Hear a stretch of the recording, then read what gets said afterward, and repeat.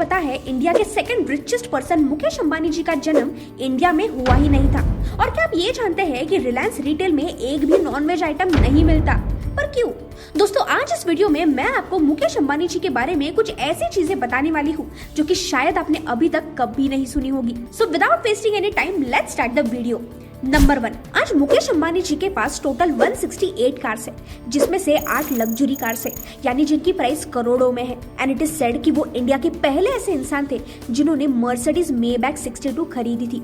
5 करोड़ की ये कार उन्होंने अपनी पत्नी नीता अंबानी के लिए उनकी 50th बर्थडे पर खरीदी थी। नंबर 2, $2 बिलियन का एंटीलिया दुनिया के सबसे रिचेस्ट घरों में आता है।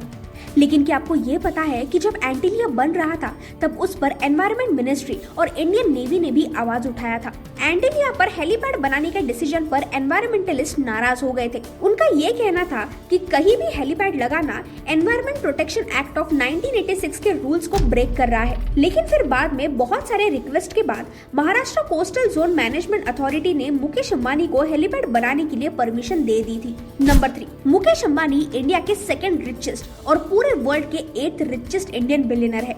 लेकिन ये बात बहुत कम लोगों को पता है कि ये इंडियन बिलियनर इंडिया में पैदा ही नहीं हुए थे।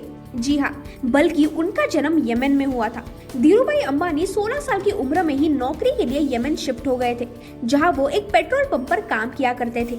मुकेश अंबानी धीरूभाई अंबानी के सबसे बड़े बेटे हैं, तो उनका जन्म भी यमन में ही हुआ था। और मुकेश अंबानी के जन्म के 1 साल बाद धीरूभाई अंबानी अपने फैमिली को लेकर इंडिया शिफ्ट हो गए थे। नंबर 4, मुकेश अंबानी जी के पास बहुत सारे लग्जरी कार्स है, ये तो हमको पता है, लेकिन उनकी वैनिटी वैन किसी लग्जरी कार से भी ज्यादा लग्जूरियस है। ये है अंबानी जी की कस्टमाइज्ड मर्सिडीज बेंज L5B, जो कि एक स्प्रिंटर वैन है। इस वैनिटी वैन में 2 बेडरूम्स, एक मीटिंग रूम, एक चेंजिंग रूम, किचन और एक हॉल भी है। साथ ही सिक्योरिटी का ध्यान रखते हुए इस वैनिटी वैन को बुलेट प्रूफ और फायर रेजिस्टेंट भी बनाया गया है। और इस लग्जरी फ्लैट जैसे दिखने वाली वैनिटी वैन की प्राइस 55 करोड़ रुपीस है।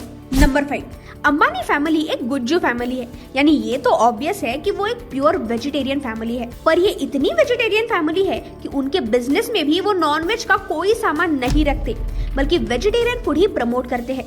मुकेश अंबानी ने रिलायंस रिटेल से सारे नॉनवेज फूड आइटम्स को बैन कर दिया है। नंबर 6, कॉलेज ड्रॉपआउट्स का ट्रेंड तो बहुत पहले से चलता आया है और इसी ट्रेंड को बिलियनर मुकेश अंबानी ने भी फॉलो किया है।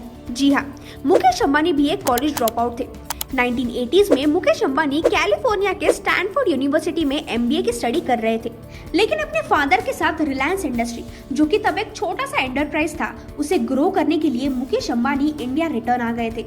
नंबर 7, मुकेश अंबानी के ऑयल रिफाइनिंग, टेलीकॉम और रिटेल सेक्टर्स के बारे में तो सबको पता है, लेकिन क्या आप ये जानते हैं कि मुकेश अंबानी एशिया के लार्जेस्ट मैंगो एक्सपोर्टर है। रिलायंस के जामनगर रिफाइनरी प्लांट के आसपास बहुत सारा वेस्ट लैंड था, तो वहाँ पर अंबानी जी ने 1.3 लाख आम के पेड़ लगा दिए, जिनमें 200 से भी ज्यादा वैरायटी के आम हैं। ये पूरा फार्म 600 एकड़ में फैला हुआ है और इससे हर साल 600 टन मैंगोस प्रोड्यूस होते हैं। नंबर 8, ये तो हर कोई जानता है कि Ambani family Mumbai Indians own करती है, लेकिन क्या आपको ये पता है कि क्रिकेट के अलावा मुकेश अंबानी फुटबॉल चैंपियनशिप को भी ओन करते हैं? जी हाँ, Ambani family Indian super league, जो कि इंडिया की प्रीमियम फुटबॉल चैंपियनशिप है, उसे ओन करती है, which is a part of football sports development limited. Number 9, recently 2020 में मुकेश अंबानी के बेटे आकाश अंबानी और श्लोका अंबानी को एक प्यारा सा बेटा हुआ था, और उसका नाम जो उन्होंने रखा है उसके पीछे एक गहरा रीजन है। टाइम्स नाउ की रिपोर्ट के मुताबिक उसके पीछे का रीजन ये था कि उनके फैमिली में पहले ही आकाश है, यानी कि स्काई, और पृथ्वी यानी अर्थ, तो उस बेटे का पूरा नाम होता है पृथ्वी आकाश अंबानी, यानी उसके नाम में स्काई और अर्थ दोनों का उल्लेख होता है। और अगला वीडियो आपको किस टॉपिक पर चाहिए ये भी मुझे बता देना। Till then, bye bye.